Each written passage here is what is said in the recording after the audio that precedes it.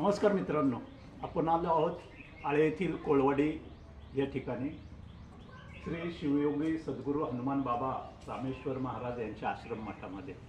या आश्रमाचं वैशिष्ट्य असं आहे की या ठिकाणी रुईच्या झाडातून एका गणपतीची या ठिकाणी महाराजांना त्यावेळेस प्रतिकृती मिळाली होती.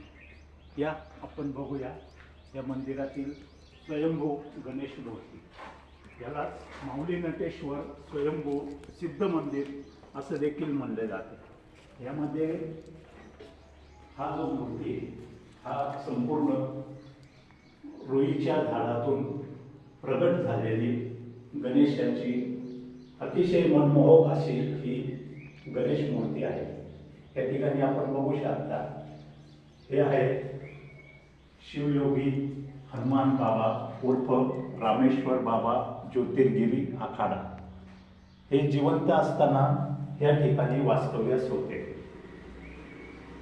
अशाच नवनवीन चॅनलला नवनवीन धार्मिक स्थळाला भेट देण्यासाठी अवश्य फॉलो करा.